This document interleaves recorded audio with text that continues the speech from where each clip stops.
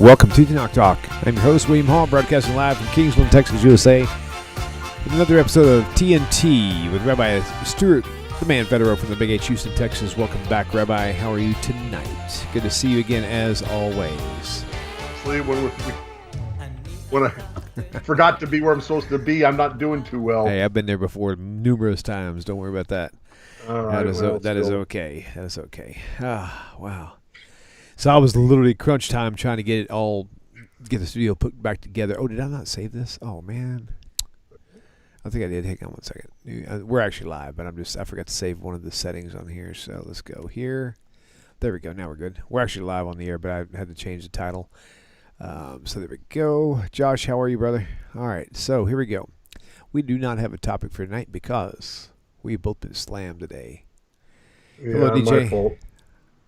Oh, you actually assigned me to rewire my computers? That wasn't your fault. Okay, if you say so. Okay, good deal. All right. Well, so anyway, so what we'll do is, so we don't have a topic tonight, so I'll open up the phone lines for you guys to call in. Give me just a few minutes to do that. But yeah, that'll work. But I'll start it off by just bringing up a topic that came up again today.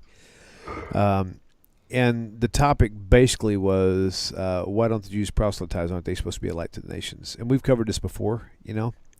And are you sure you want to talk to me about this? Because I don't think you're the one. I don't think you're going to like what I have to say. You're funny. Well, you probably won't. That means you won't like what I have to say then. So maybe this might be a good thing for people to hear contrasting views then. Hey, Michael Orland, hello. Mikey Martin, welcome. Let's see. Let me try to get this phone line open real fast so we can leave. People can call in if they want to. Yep. So I've got 2 computers, 6 monitors. I literally had to rewire everything like just a couple hours before the show. That's crazy. Can't imagine that. And now oh, there it is right there. Okay, good deal. So I'll open this up here. Make this to public and open. Available. All right, guys, phone numbers on your screen. Feel free to call in with your pressing questions. Coke, how are you? Let's know how many covenants are mentioned in Tanakh. There he is. There's your first question, Rabbi. How many covenants are mentioned in Tanakh? Hello. I'm not quite sure how to answer that for the following reason. Okay. Because you have to remember that every subsequent covenant that God made with the Jewish people is a reaffirmation and a recommitment to all of the covenants that went before it. So when God makes a covenant with Isaac, it reaffirms, reestablishes. So it's a renewal, not a new different, but a renewal. Yeah, it's a reiteration or a continuation or a what's the word? A confirmation of all the previous covenants. And I can show you an example in Leviticus 26, if you could bring it up. Oh, sorry. What was your Leviticus what? I was 26. I was reading chat, and I can't. I'm sorry. Give me just a minute. Like I said, I had to reconnect all my computers and all my wiring, so it may take me a few minutes. That's okay. Right, Leviticus 26. Okay.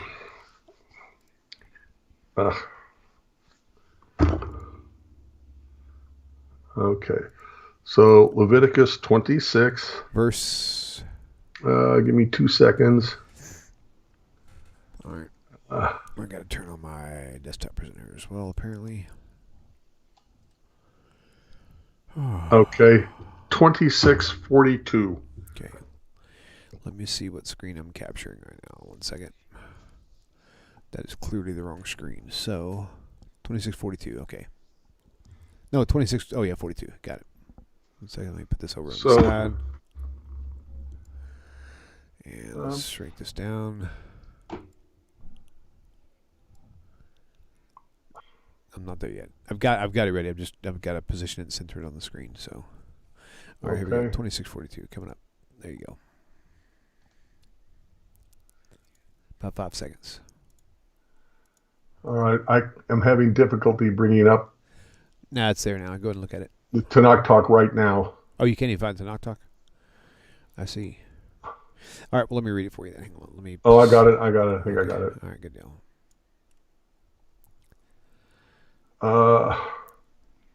I will remember my covenant with Jacob and my covenant with Isaac and the covenant with Abraham, and I will remember the land. Right. So the point is, where'd it go? What was the verse? I forgot already. 42. 42. Okay. So if God is talking to the Jewish people through the prophet, all he has to do is say, I'll remember my covenant with Jacob. If every covenant destroyed the previous covenant and all the ones that came before it, why doesn't he just say, I remember my covenant with Jacob, period?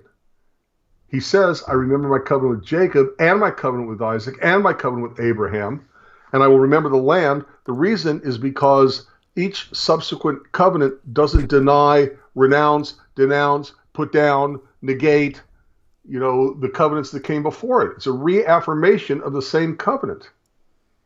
And even if you said that the covenant with Jacob is a different covenant than the covenant with Isaac, and the covenant with Isaac is a different covenant than the covenant God made with Abraham, okay, show me the differences.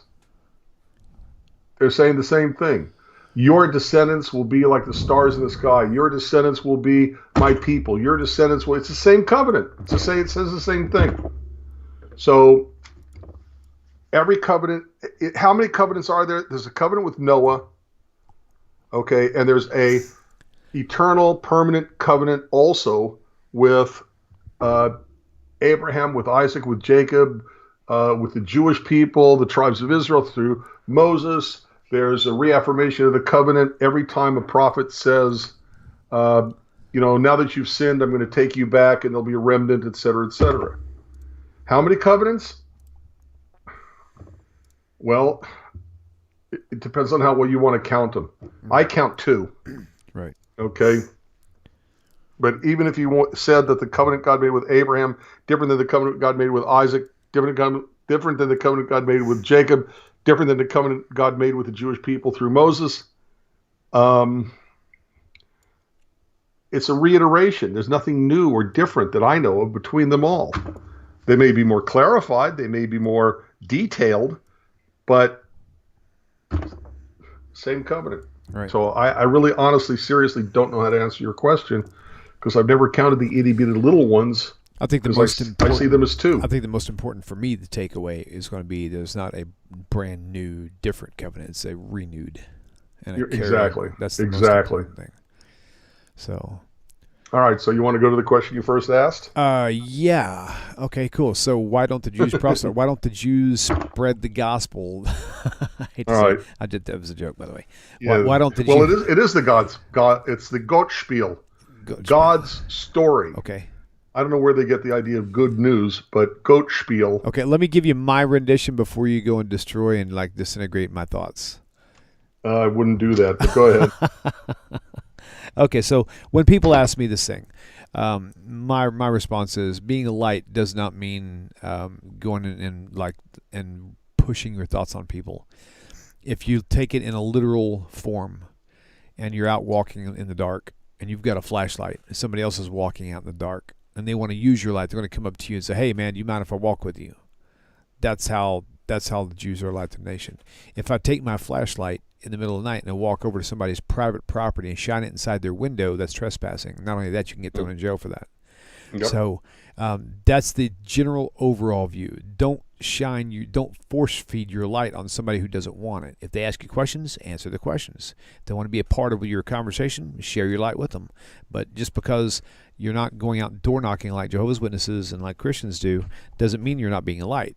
That just means that they're trespassing is what that actually means. When I went to the auto parts store about 6 months ago, and there's a guy there who's I'm guessing he's a pastor of something, I don't know, the pastor of a local 7-Eleven, I don't know, but I walk in there and he was being real nice. I was being real nice back. When I walked in, I said, hey, how you doing? Man, I'm doing great. He was really super nice. And he goes, thank you, Jesus. I'm having a great day in the Lord Jesus Christ. I'm like, I stopped and I said, do you really think that everybody who walks in here wants to hear that? I said, I don't follow your Jesus. And I said, I find that offensive. I told him that. I said, dude, you should not be blasting your faith on, force feeding your faith on people who walk in here. If you want to like be a light, do it on your own time, and don't do it in an offensive way to somebody else. Since then, I've seen him about 8 more times, and he's never said another word. Now, I don't know if he does it to everybody else, but that's exactly how it felt to me. You know, I mean, of course, I came from a very tainted view of Christianity because I was Christian for many years, and I've seen so many negative things that now when I am approached by a Christian, it really makes me feel nauseous in my stomach. And so when they're that boastful and that like in your face, I just can't help but to, hey, man, dude, you're trespassing. That's all I got to say. See, I would argue, start over. I would agree with you, except I believe that shining the light in a way that makes people want to come over and use your light is also a form of missionizing.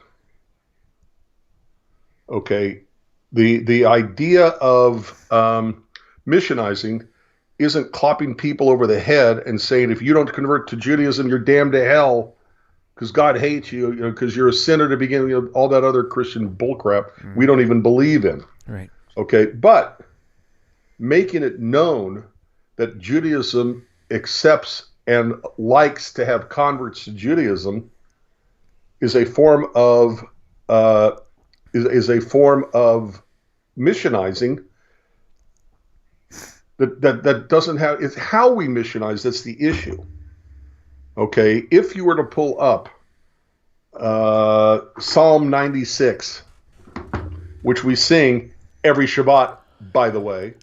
Okay. If you pull up Psalm 96, okay, Shir L'Shem, Shir Chadash, Shir L'Shem, Kol Haaretz. Okay, sing it to the eternal, a new song. Sing it to the eternal, all the earth. Sing it to the eternal. Praise God's name. Make known God's salvation day by day. What was that? What? Make God's salvation known day by day? I'll wait till you pull it up. I want people to see it as we talk about it. All right, so let's see. I need to pull it up in here. Hey, Lee, you can call all you want to. We'll be happy to take your phone call. You just won't like our answers. Okay, let's see. Good Lord, why does everything have to be on microfilm? Holy cow. Can hardly see this. Okay, let's see. Give me a minute. Psalm 96. Psalm 96. Okay. Okay. Well, good Lord, come on, man. There you go. Nope, there it is. Psalm 96. Yep. What verse? What verse? All of it. Got it. Okay. All right. So. Oh, I got bit. I have a mosquito. Is it mosquito season already? All right. Oh, that's funny. I got to resize. Hang on. Good Lord have mercy. Okay, let's just go with this.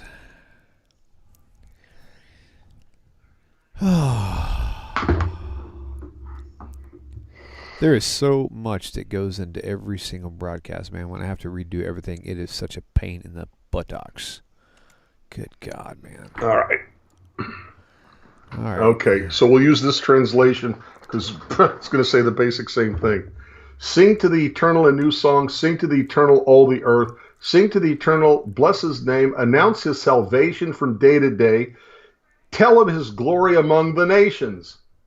And by the way, what word was used for the nations? The peoples. Okay?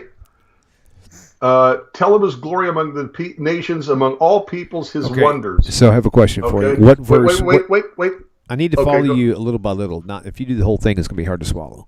Okay, fine. So what verse are you on, first of all? Where does it say to the nations?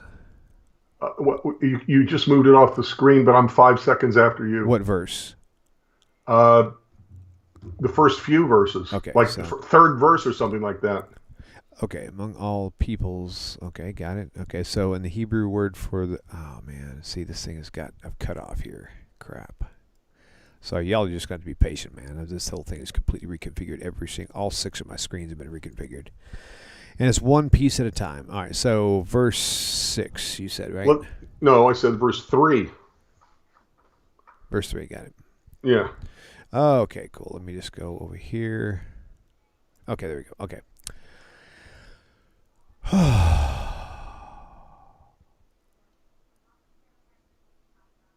Tell me when you see it. Okay. Well, you're still in verse 5 that I can see. Yeah. But I'm like 10 seconds, 20 seconds. Oh, you know what? I'm sitting there moving the screen on the other side, but now this is not actually functioning well here on this side. Give me a second.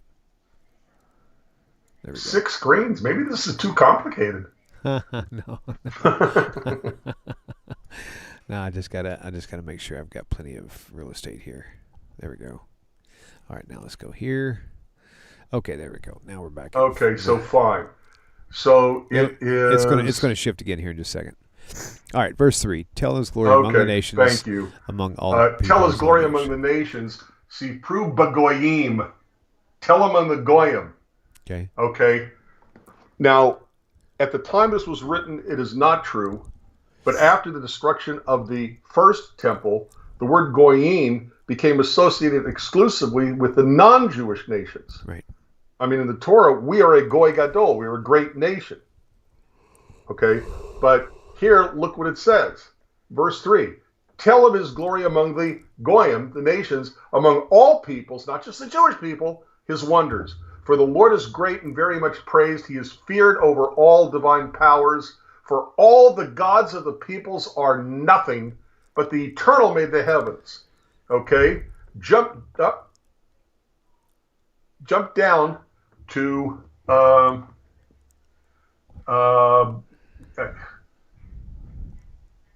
okay, how keep it where it is. Look at verse 7. Okay. Ascribe to the Eternal, you families of peoples. That's everybody. Ascribe to the Eternal glory and might. Ascribe to the Eternal the glory due his name. Carry an offering and come to his courtyards. Prostrate yourself to the Eternal in the majestic sanctuary. Quake before him. Who? All the earth. Is that supposed to happen by accident, or are we supposed to go out, be a light to the nations, and shine our light on everybody else so that they come to us?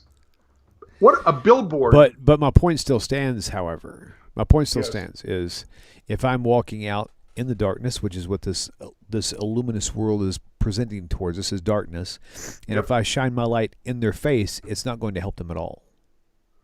No.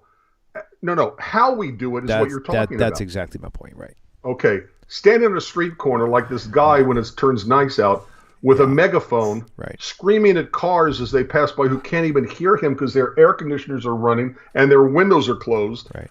Isn't going to do anything for the Jewish people. But a billboard that says, contrary to popular belief, Jews do welcome converts to our faith. If you are looking for a meaningful faith, okay, talk to your nearest rabbis. That's an invitation. There's nothing wrong with that. Yeah, exactly.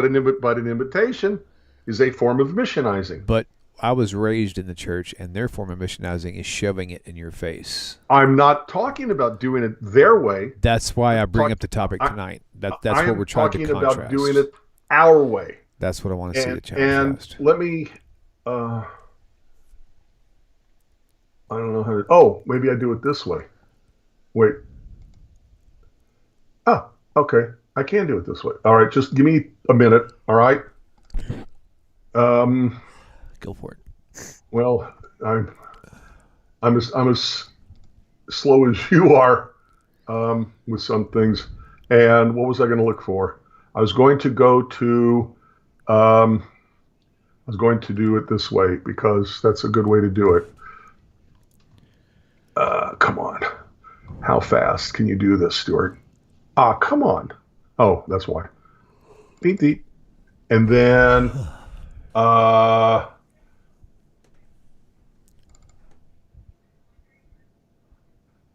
thank you. Okay. And then do this, and then do this, and then do this. Did that work? That's looking like it's trying to work. Got a black screen right now, but give it a minute. It might actually work. Okay, now it's still a black screen. Can you see what I'm trying to show? No, sir. I don't know how to do it then. So just for the back of my car that I drive around the streets of Houston and have probably for 20 years, okay, has 3 bumper stickers on the back of my car. One of them reads, oh, maybe this will work. Give me 5 seconds. Okay. Where's a picture? You'll find it. Oh, come on. I had it. You'll find it. You'll find it.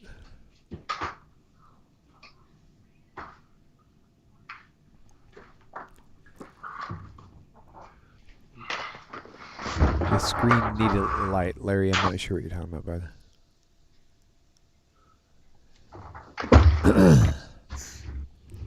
Did you find it, Rabbi? You didn't. Somebody moved it. All right. Okay, so I have the back of my car. It has 3 bumper stickers on it.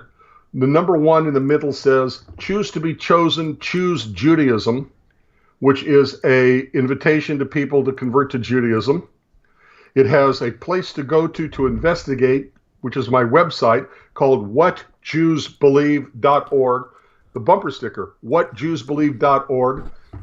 It has a bumper sticker for the translation into Spanish. This is Houston, Texas, after all, which is being revamped. Still waiting for the webmaster to finish it. But what's up there now will work. And it's creenciajudia.org. Gotcha. I also have you've seen these chrome, looks like chrome made out of plastic fish. Okay, this is looks like chrome made out of plastic Star of David. Okay. You know, not something to insult Christianity like gefilte. Okay, it looks like the Christian fish symbol, but it says gefilte or Darwin or whatever. This is something that actually promotes Judaism instead of insulting them. That's cool. And it says just a Star of David, okay, but looks like chrome and made out of plastic. And that's a form of missionizing. Right, that's true. And I am a missionary, and I am a propagandist. I would say there's a difference between missionizing and advertising. That's my point. I think advertising is a form of missionizing. Well, it may be, but it's okay. the most innocent way of doing it. Yeah, right. I have no problems saying that we Jews should missionize. Right. Advertise. Okay. Abraham and Sarah. Okay. If you want to bring this up, you can. Go look at. Let's do this real fast. Let's come back to this. We've got a live caller, and let's take the caller, and then we'll come back and we'll carry on this topic throughout the show in between callers. How's that? Okay, that's fine. Okay, caller, you're live on the air. Please tell us your name, where you're calling from. Caller, you're live on the air. Well, they hung up. All right, go ahead, guys. When you call in, do not hang up right away. I won't be able to take you immediately, but if you'll sit tight, hopefully within 2 or 3 minutes, we'll be able to take you. Okay. So, all right, Rabbi, continue on. Wait, somebody's calling in again. Hang on. Let's try this. Michael, it's his bumper sticker. Caller, I never lost it. Caller, you're live on the air. What's your? Tell us your name. Where you're calling from. Yeah, but I can't hear anything. Hello, caller, you're live on the air.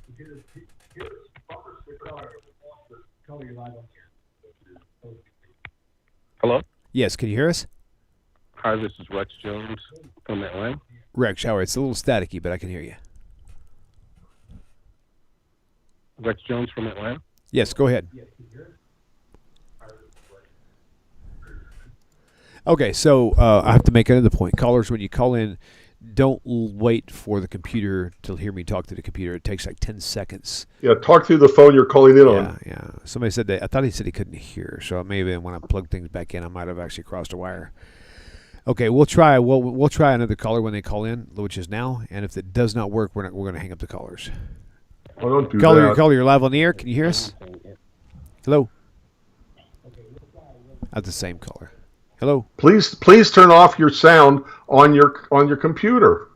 Yeah, when you call in, guys, you want to listen to the phone itself. Okay, so this is Rex Jones from Atlanta, and I'm going to go ahead and start. Go for it. I can't hear. Okay, he can't hear me, so I've definitely got a missing wire somewhere. He's waiting. I think he's Rabbi, waiting for us to speak through his own speaker. Rabbi, hang on a second. It has to do with this renting of the curtain between the Holy and the Holy of Holies. And Okay. whether or not that happened at all at any time, which I don't believe, and the excuse that is somehow meaning that there's never going to be a high priest, or that there was no more high priest because the separation is gone. I was just hoping maybe you could give some insight in the fact that maybe that's nothing like that is in the Torah. Thank you. All right. Okay. I can speak to that. Yeah, I dropped the wire here. Hang on a second. I just Okay. So basically, when you were talking, he couldn't hear you. That's why I was like, Rabbi, you Okay. really just got to let him talk. Okay. But go ahead and take it now. I'm actually underneath my desk right now looking for that wire. I see it missing. I just can't find the daggone wire for some reason. I don't know where it's at. All right. Well, to answer his question, first of all, let's be clear with what we say. It would never wind up being said in the Bible, in the Tanakh, because the events of what happened that they're portraying in the Christian's New Testament happened hundreds of years after everything in the Bible was done. So, of course, it wouldn't be in there. But let's talk for a minute about the idea that the curtain ripped, okay, on the Holy of Holies, okay? And you're right, it's supposed to show the not death, but the end of the temple as in its importance and its effectiveness and obtaining salvation because Jesus did it for them, etc., etc. And the interpretation you mentioned about it shows that the last high priest was there. So you're saying that if a curtain in your house, not you, but they would say that a curtain in your house rips, it means that there's not going to be a father there anymore? I mean, where's the quantum leap between some curtain, no matter how important it is, ripping, and where's the quantum leap to the idea that it has anything to do with a priesthood and anything to do with whether there's going to be more priests? By the way, there are more priests because the temple didn't fall for 40 years after Jesus was dead and buried, 37, which, by the way, is at least 2 generations, although they had kids more often than 20 years back then. You know, they got married younger than at the age of 20, where they would have kids and create the new generation faster than every 20 years is what I'm trying to say. So you can have up to 3 generations, let's pretend. Okay, that's too many. At least 2 generations is my point. And yet there was still a temple, and they still did sacrifices, and there was still a high priest, etc., etc. So the whole thing is bogus, and it's basically just a myth created by Christianity embedded in their New Testament to make it look like, well, it's God's way of saying that there's no more priesthood and the temple is no longer effective in getting rid of sin. It's Christian stuff. Okay, it's just Christian stuff. I hope that answered his question. All right, yeah, me too. Okay, I still can't figure out what's wrong with the sound. I guess I'm just too tired. Well, we heard him then. Well, no, we heard him, but he couldn't hear us. We need to be both ways. So, okay. Just been a really long day, Rabbi. Hey, right. Christo, I'd love to catch up, but July is my month off, and I'm hoping to be back in Houston before Tovia Singer comes and speaks in Houston, the 24th and 25th. And you need to go to Beynenu, Beynenu, Beynenu.com. I think it's .com. For more information about Tovia Singer coming to Houston to speak. So, and I wish everybody would come in there are 3 events.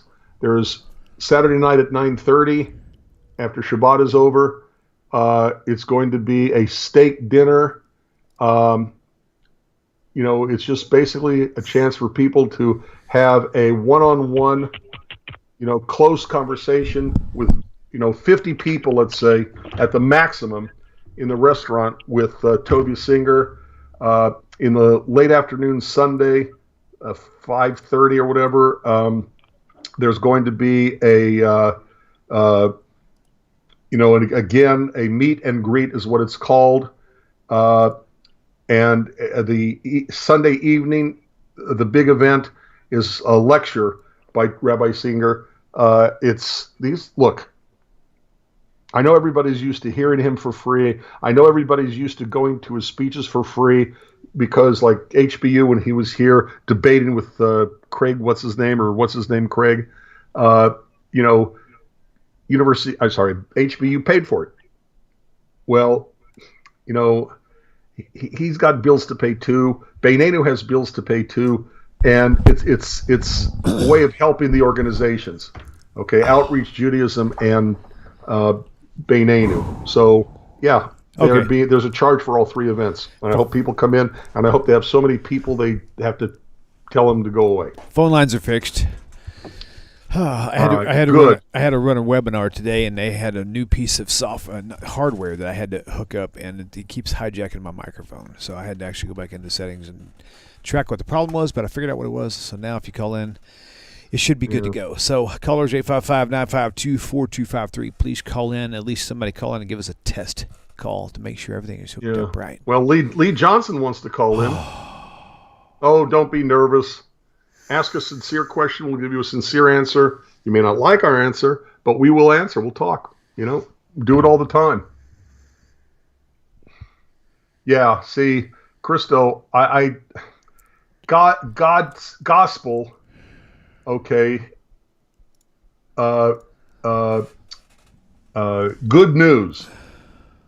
Where spiel is the obvious of the SPEL. To me, it just makes more sense that it's derived from goat spiel than from gospel. But that's just me. Nobody agrees, I'm sure. Game. That's not bad, Marcus. God's game. Let's see.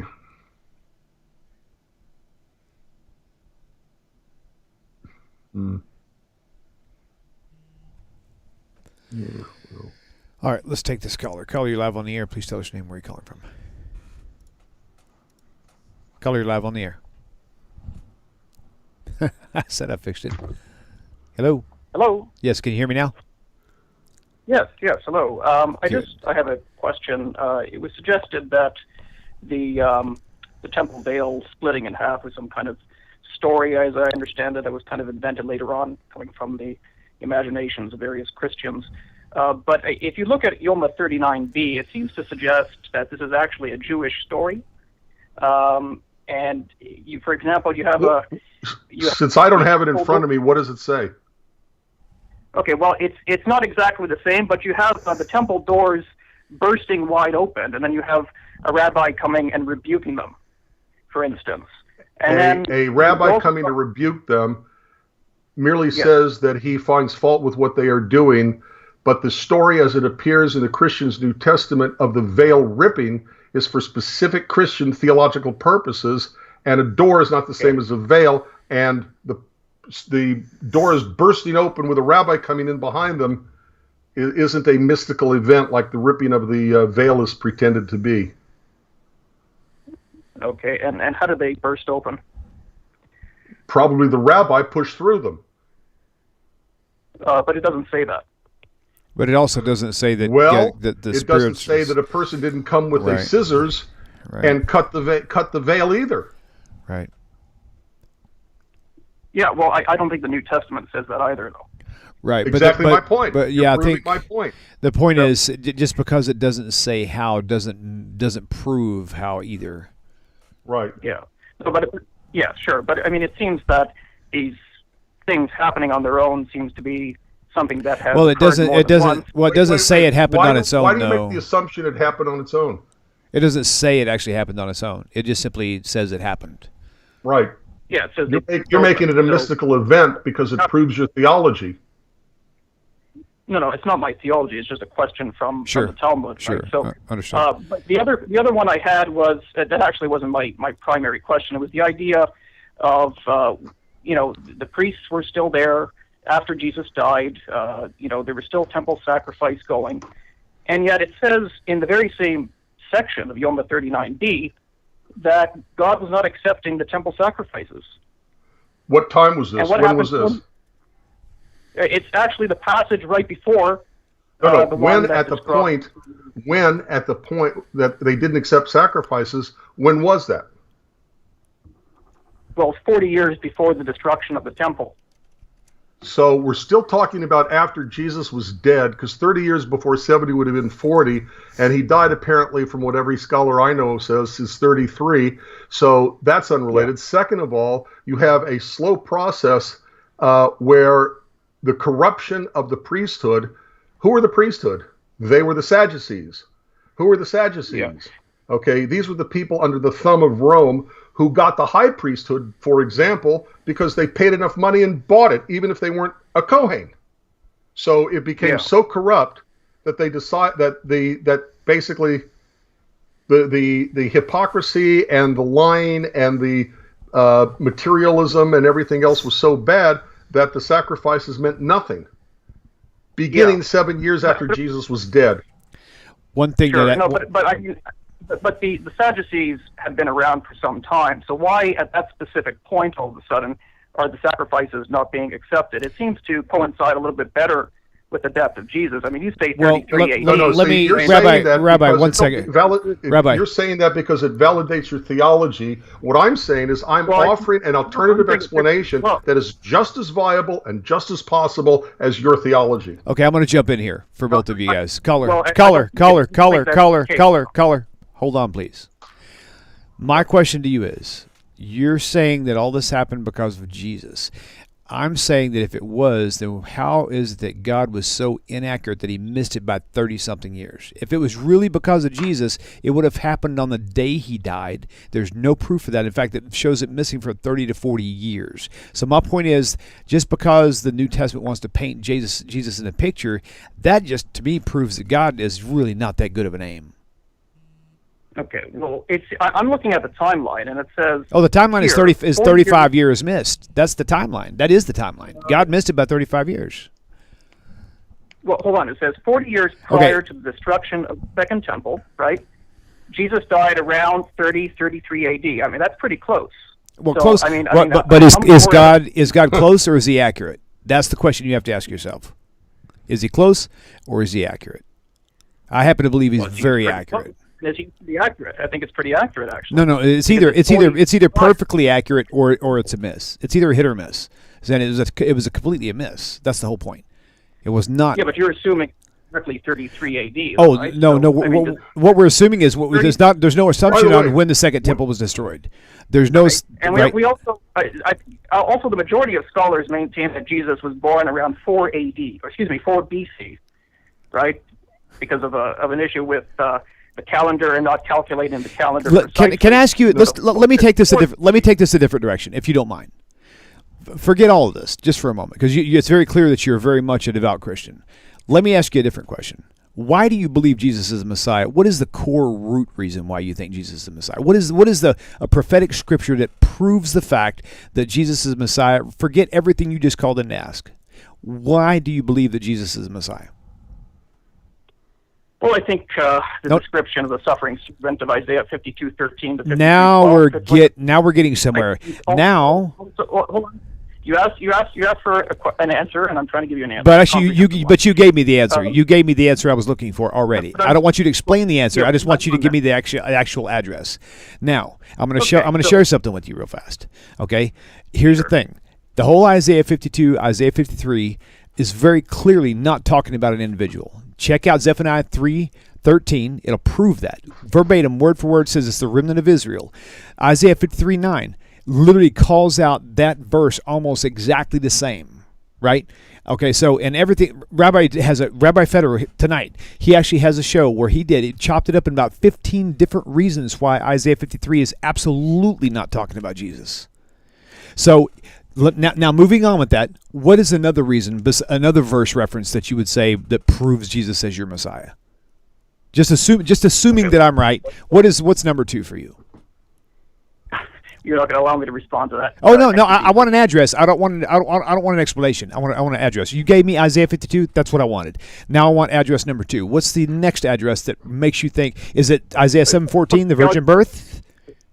No. Actually, I'll give you another address, but just for the record, I disagree with that interpretation. But It's not. Listen, it's not an interpretation. What you have is an interpretation. The Jewish people know exactly what the Hebrew says. You don't. We have to depend on interpretations and translations. They don't. They know exactly what it says. You can't disagree with it. You can disagree with it all day long, but it doesn't change the truth of it. But the problem is this. I mean, if you're going to say that that's referring to Israel or remnant. I mean, first of all, you have all the singular pronouns. You have the fact of the matter that Israel has been regarded as a sinful nation all throughout the book. So you speak Hebrew? So you speak Hebrew? You understand the Hebrew language? Yeah, somewhat. But not very much. I'm not. Well, if you're that deep to where you're into pronouns and all these other things, that means you're really deep into Hebrew. Well, I have a reading knowledge of the language. I'm not, and it's biblical. It's so you really different from modern. Okay, so to be fair, you really don't know what the pronouns and all these extra, the really intimate parts of the grammar is. You're just basically repeating what you've heard before. I can read it.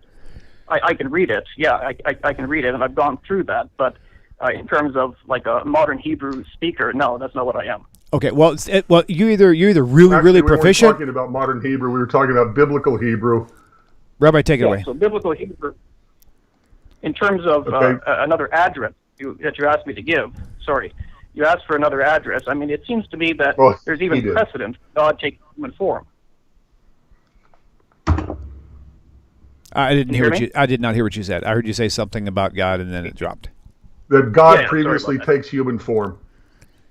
That's correct. Yeah. So if you go to Genesis 18:19, it's clear there. I mean, just taking the text for what it says. God is taking human form there. The only other individuals who are identified as angels are the two accompanying the leader of the 3 men who greet Abraham by the oak tree. Whoa, that's a quantum leap. It says that God stayed behind when the angels left, when the men left. So if the men left and the only one who's left with Abraham is God, then God ain't the angels. God ain't the men. Yeah, I agree with you. Those 2 individuals who left. No. Where does it say 2? Excuse me. Where does it say 2? It says in chapter 19, starting at verse 1, they are identified as malachim. Yeah.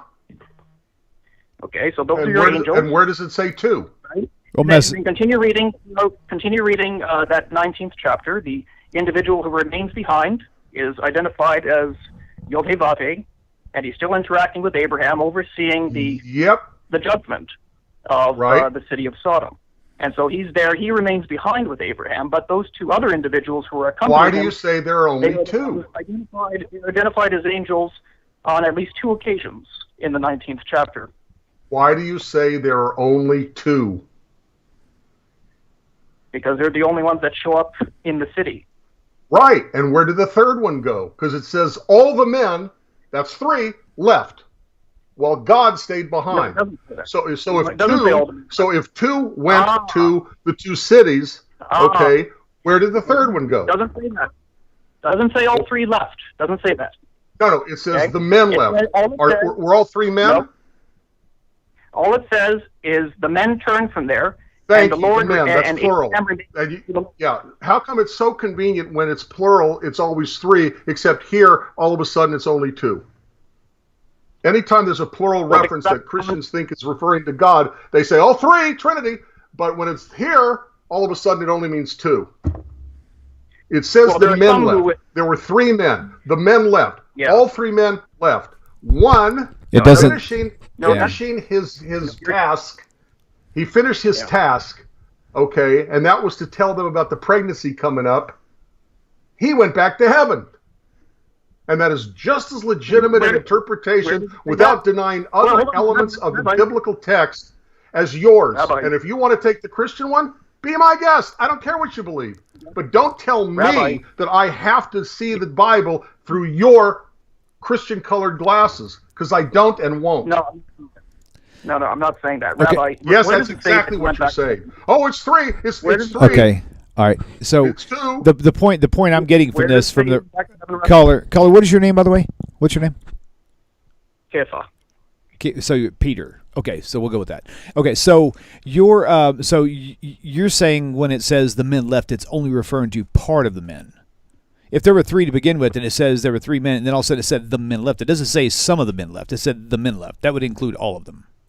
That's the point. No, it doesn't say all of them. But it doesn't have to say. But it all also of them. does It not says the men say. left. It does not say 2 of them left. It doesn't say that because it says that he remained before the Lord. So the leader of the group Oh remained no! behind. No!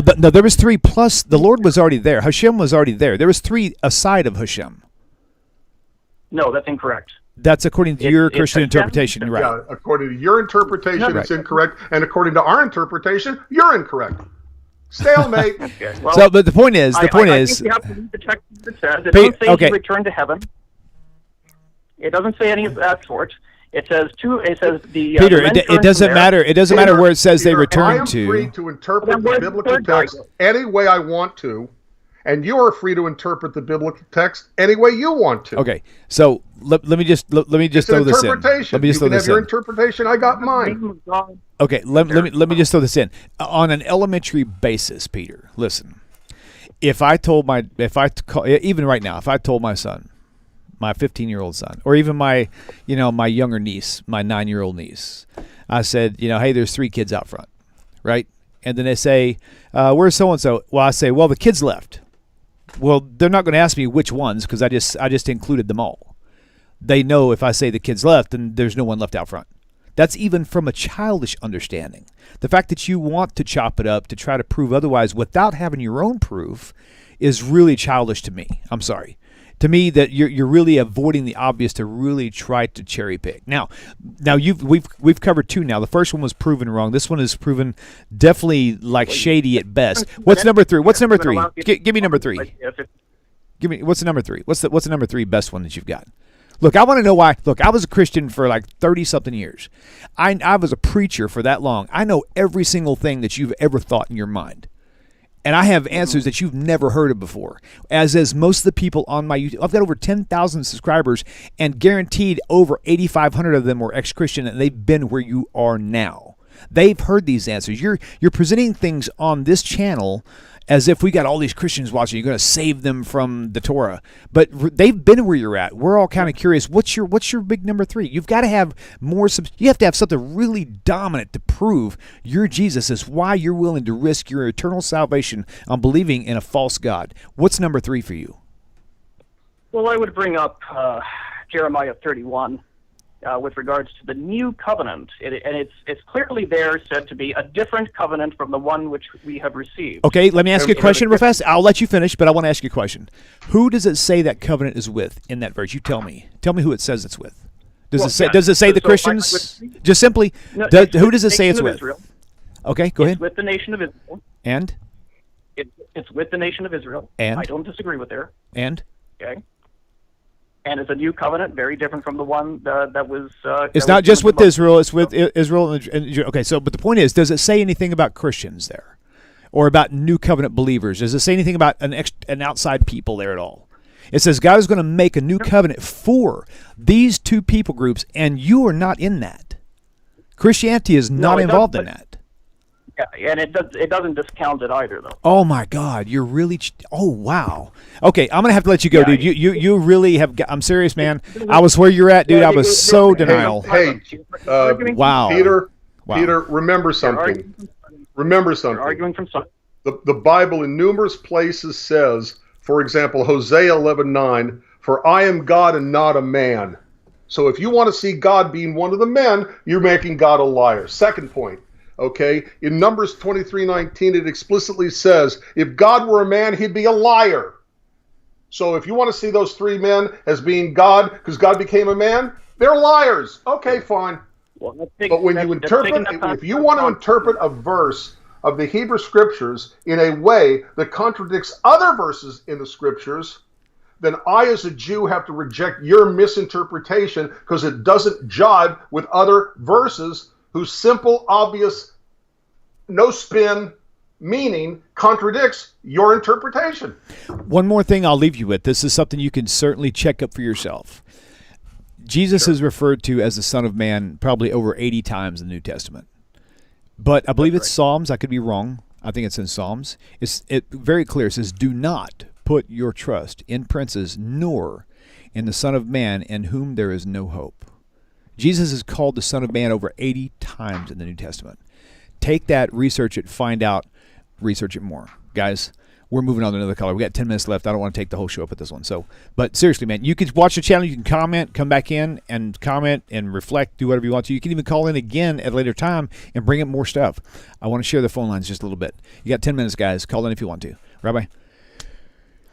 Okay, so. I don't even know what to say. Great conversation, okay? There's a joke, there's a meme, okay, where one guy says, quoting the Bible, I believe, don't argue with someone who's not going to listen because they're not going to listen. Don't argue with them, whatever. And somebody says, I don't know if that sounds right.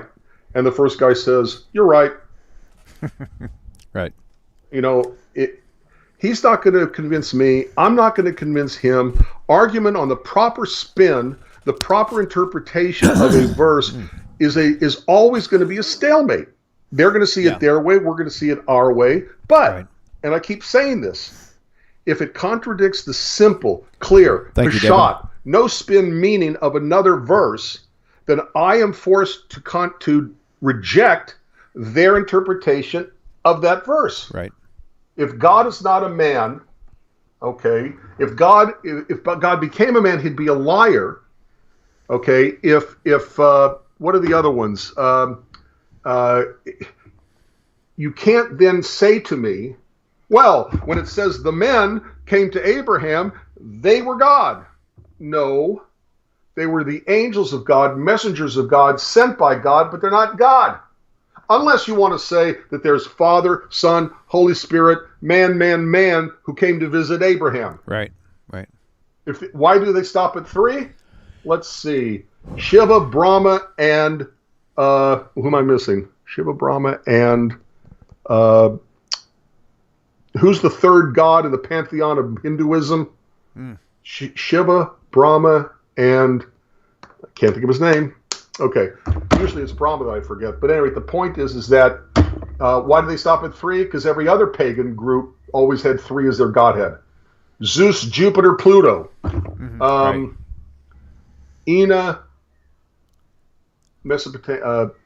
I forgot the names of them already. Or Rama or something like that. I think somebody put in Rama. Rama, something. All right, got a caller. Rama, Shiva, and I can't think of his name. Vishnu. Okay. Vishnu, thank you. That's it. That was right, Hamster and Jacqueline. Vishnu, Brahma, and now I forgot the third one. Okay, we got a caller. Caller, you're live on the air. Please tell us your name, where you're calling from. Hey, it's Charles from Colorado. I just wanted to call in and say thank y'all. I did not comment in the comment section. I'm learning to keep my mouth shut, so thank you for calling in. Thank you for all that you're doing. Charles, thank you, brother. Have a great day. Have a great week. Thank you. You too. Take care, brother. All right, bye-bye. Okay, cool. I was just calling to say hi. Very good. Thank you, Ima. That's funny. Funny YouTube name. Okay. I don't get it sometimes, William. I really don't. Yeah. The simple, clear meaning of the text. I'm just blown away. Simple, clear meaning of the text. Okay, Deuteronomy 24:16. Every man shall be put to death for his own sin. Mm-hmm. Oh, no. Isaiah 53. He died for your sin. All right, we got another caller. Here we go. Go ahead. Caller, you're live on the air. Tell us your name, where you're calling from. Oh, how's it going? Rabbi William? Thank you. How's it going? I'm going well. How are you, sir? I was looking at the screen and looking at the phone at the same time. I'm sorry about that. No, you're good. Who do we got here? Moses calling from California. Hey, welcome, Moses. How are you, brother? All right. I had a question for you. It's a little off of the idol Jesus topic. It's just something I've been doing in my studies. Sure, go ahead. And Leviticus 1:11. Okay. That's going to be the first verse to start off at. Psalm 75:6. And I think it's somewhere else, maybe in Isaiah, where they speak of the north. could that? I may be looking. I may not be far enough in my studies, but could the North Star or somewhere past the North Star in heaven be the location of heaven and God? You can look over it in Leviticus 1:11 and Psalm 75 and 6, and then I think it's another one. I just haven't wrote it down. Psalm 75:6. Okay, I'm gonna pull these up in two different things here. Okay, cool, man. 75:6. Yeah, I'm looking it up right now. 75 verse 6. And Leviticus 1:11. No one. It says Psalm 75:6. No one from the east or the west or from the desert can exalt themselves. Moses, here's my thoughts on that. Okay. All right, Rabbi, go ahead. Well, it's just my thoughts. I don't, north can represent any number of things, but the idea that's where a spiritual place is going to be when we're talking about a physical location sounds inaccurate to me. Why would it have to be a physical location if heaven is a spiritual place where the spiritual souls are, where the spiritual takes place? Okay, so I don't know what the north represents there. I don't know. It could be any number of possibilities. I don't know. But the idea that the North Star would be where heaven is, not sure I go that far. Yeah, okay. Well, I know it's the only star that doesn't move. It's stationed there. Absolutely, but it's still a physical location. It's still a physical location. Even the fact that Moses says in Leviticus 1:11, north towards the altar, the blood, yes. Right, but it's still on earth and it's still a physical location. The altar. Exactly. I just don't see the connection with making that the North Star or making that a physical location for a spiritual existence. Okay. Well, yeah, I had to call the rabbi and ask. I'm gonna ask if I catch the other rabbi. I'm gonna catch him and ask him too, because absolutely, he may have a better answer than I do. It's an interesting question. It's a great question for sure. Yeah, no doubt, man. Absolutely, it's a great question. And again, I'm not sure what it actually represents. Why the north? Mm-hmm. Right. Okay, exactly. That's the my west. thing. The west is the Mediterranean Ocean. Okay, the east is it depends on how far east you go.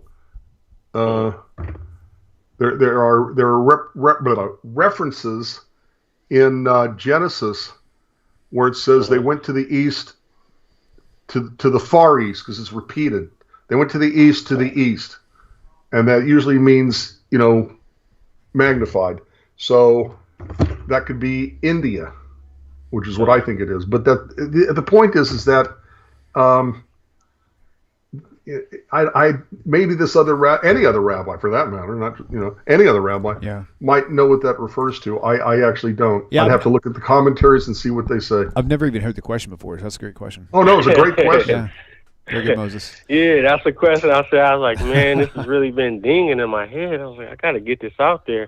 Keep it turning, buddy. Keep it turning, man. Thanks for calling, bro. Turn it and turn it and turn it again, for everything is in it. All right, caller, you're live on the air. Please tell us your name, where you're calling from. Yes, my name is Eliyahu. Welcome. Can you hear me? Yes, very well. Thank you. Yes, my name is Eliyahu. I'm calling from the Netherlands. Oh, welcome, Eliyahu. And cool. And I have a question about animal sacrifice. Okay.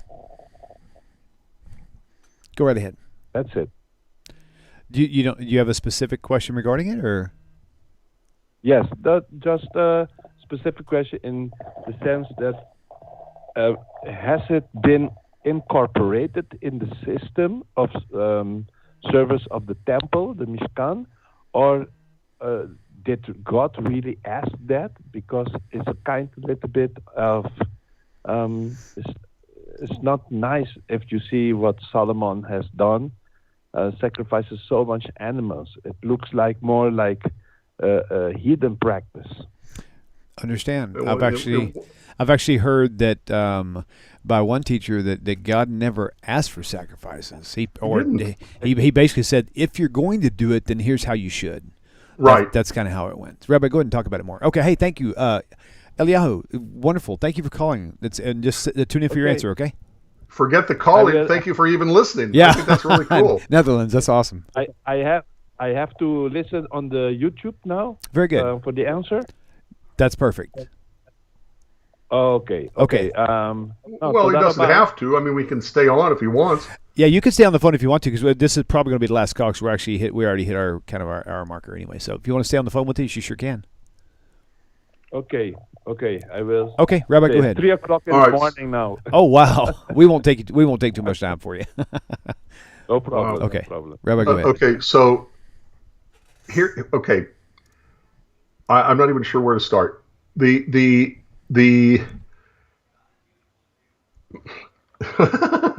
old man. What was his question again? Yes, I can't remember what he. Why animal sacrifices at all? It seems kind of cruel. I'm sorry. Okay. First of all, if you pick up the Bible and read it in Leviticus, it never says, "And God spoke to Moses and said, Speak to the children of Israel and tell them, I command them to make a sacrifice, a blood sacrifice," especially regarding sin sacrifices.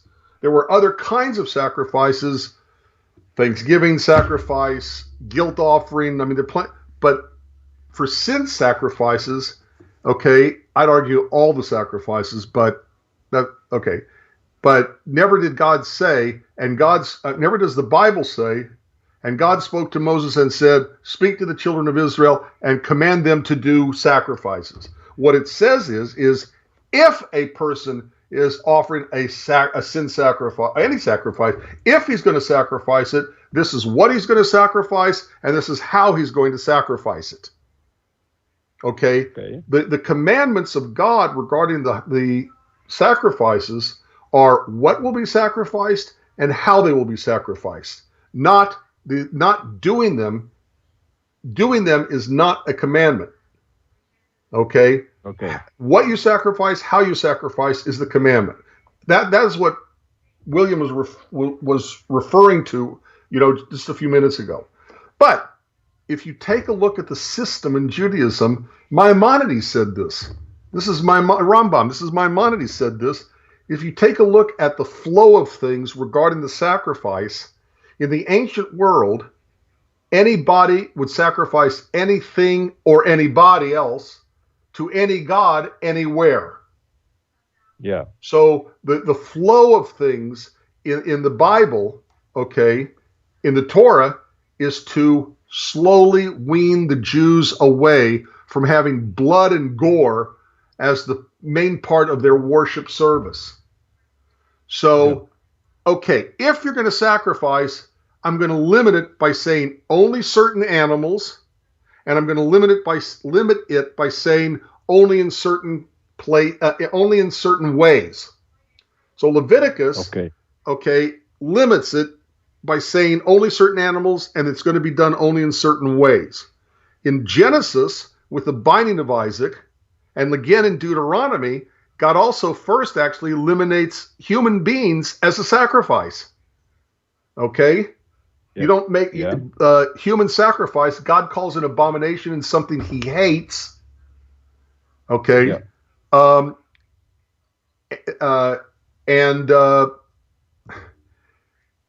So first you have no human sacrifice, then you have only certain animals to be done only in a certain way, and then Deuteronomy limits it only to one place, and then God gets rid of the place.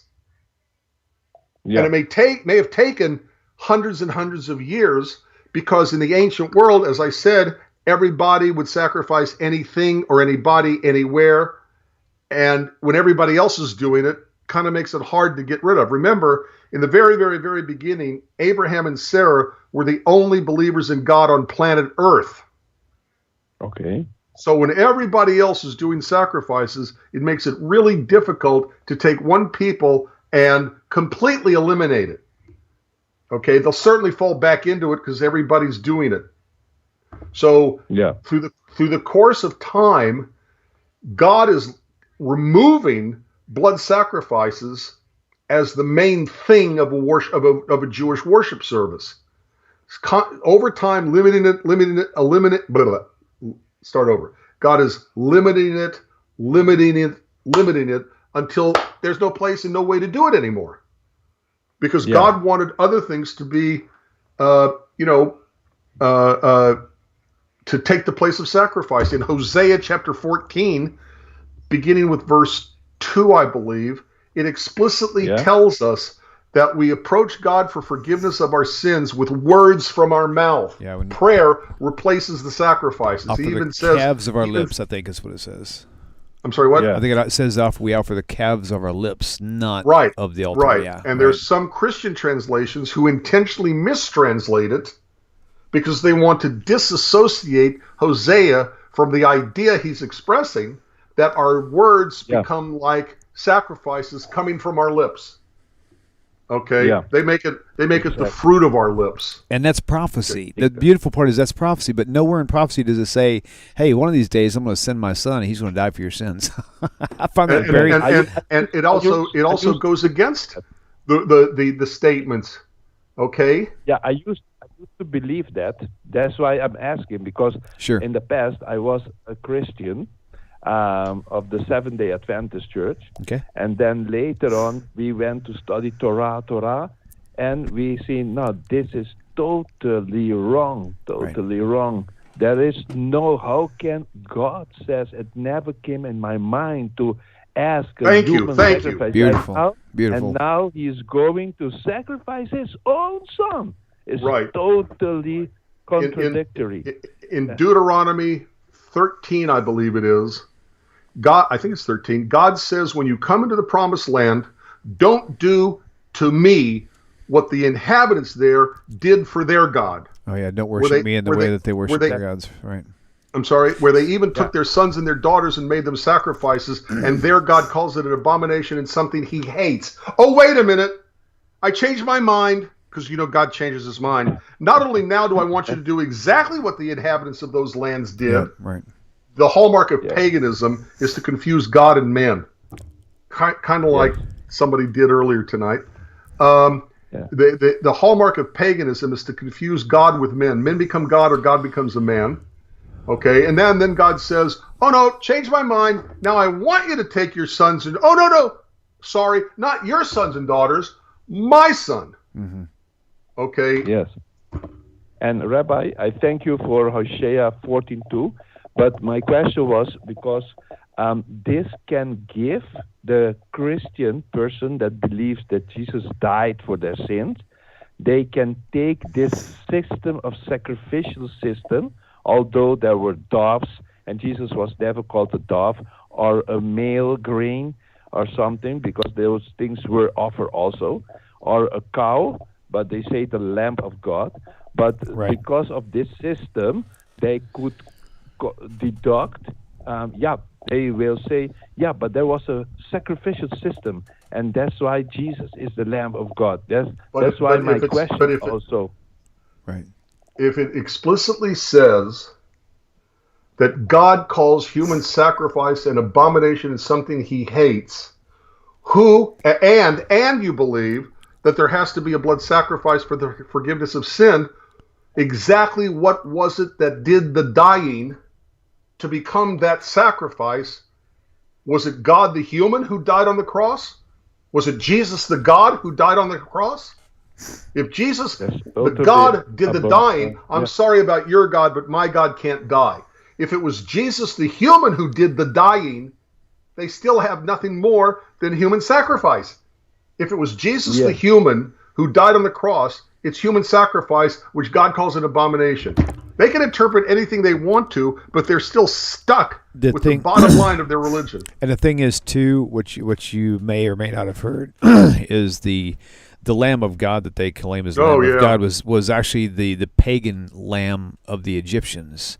Right. But they don't know the history enough to understand that. So they erroneously say Jesus is the Lamb of God, thinking this is a great thing, but it's actually this completely opposite of great. It's like the worst thing you could have ever put a title on for him, because the pagan god of the Egyptians.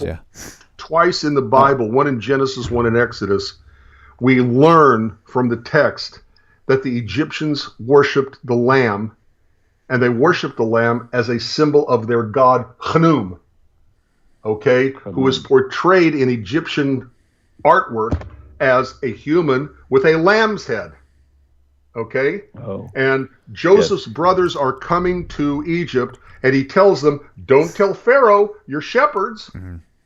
Tell him you are tender of animals. Okay? Cattlemen, really. Okay? Yeah. Why? Yeah. Because if you worship something, it doesn't need to be herded. Gods don't get herded. Yeah.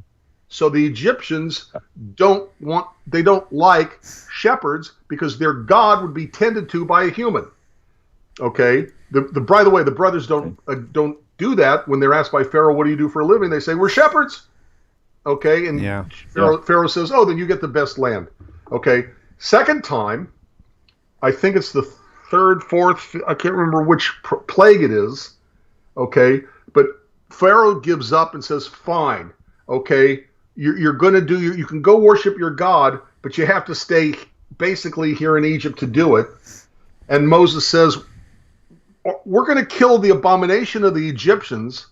By the way, it means the Jews found the sheep to be an abomination. God calls idolatry an abomination. So it's the abomination worshipped by the Egyptians. We're going to kill it. They're going to stone us. So at the last plague, okay, the Jews are no longer afraid of the Egyptians, and they kill their pagan god. Not only do they kill their god, they dash his blood on the front door. So twice it sets up the idea that the lamb is worshipped by the Egyptians, and at the end of it, they're no longer afraid, and they kill their god and put their god's blood on their doorposts. I mean, really, calling Jesus the Lamb of God is an insult to Jesus. Right, for sure. Actually, yeah. Okay, my friend. Can I ask a last question? Oh, sure. Which days are these live? How do you call that in English? These live presentations. I'm sorry. Could you repeat that for me? The program yes. that you have now. Which days in the week are you giving them? So we have Sunday and Monday. I have there's roughly about 6 or 7 shows. So Sunday there's a 9:30 show, and then there is a I'm going crazy, and a 5:30. No, I'm sorry, a 9:30 in the morning, and then a 5 p.m. and a 7 p.m. And then on Mondays, we have I've got an Israel News Talk show in the morning, but that won't affect you. I'll have a 2 p.m. 1 p.m. to 2 p.m. and then a 7 p.m. to 8:30. Good Lord, have mercy. Okay. What were you saying, Rabbi? Okay, but thank you very much. Yes, if you'll just look at the YouTube channel, there should be a schedule in the video description area. Okay. And remember, YouTube keeps these. You can see them when they're not live. Oh, okay, indeed. You can see them recorded. Yes. Okay. Now, because sometimes you never know. Maybe I have a question, then I can call. Perfect. That sounds good. Thank you so much for your call, and thank you for tuning in. I appreciate that. Bye-bye. Okay. Have a great night. Thank you. Thank you. Oh, I accidentally clicked before you said bye, Rabbi. That's okay. I heard him saying bye to you, though. That was nice. Yeah, definitely a spicy show tonight for sure. Yep, which is fine. Yeah, I mean, honestly, that's fine. I mean, these type of questions need to get answered, and these type of callers need to call in. But they're not asking. No, but that's okay. But it makes Peter did not ask a question to get an answer. Right. He asked a question, okay, in order to get his Christian thought to everybody listening. Right. I think he was quite surprised when I told him about literally all the subscribers and the watchers here. Like 90% of them are all ex-Christians. So I think he probably lost a little heart there. I mean, it's not for that purpose, but it's true. I mean, that's not. I don't care if he loses heart. Yeah, that's kind of my purpose. I have no problem with that.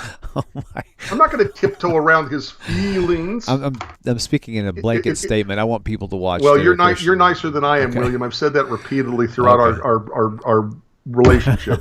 Okay, but if it's a sincere question, I'm sorry. I don't believe his question was sincere. I think it was for the purpose of planting the mustard seed. Yeah. Okay, and hopefully we may have planted a little mustard seed of doubt in him too. Sure. Very good. Very good. And I hope he asks questions like this again and give us more opportunity. Yeah, I really show do. Where they're wrong. Honestly, the callers like this, even though it might be kind of like thick and sticky, but they do usually present the best questions because those are the ones who are really hung up in those deeply, and they're able to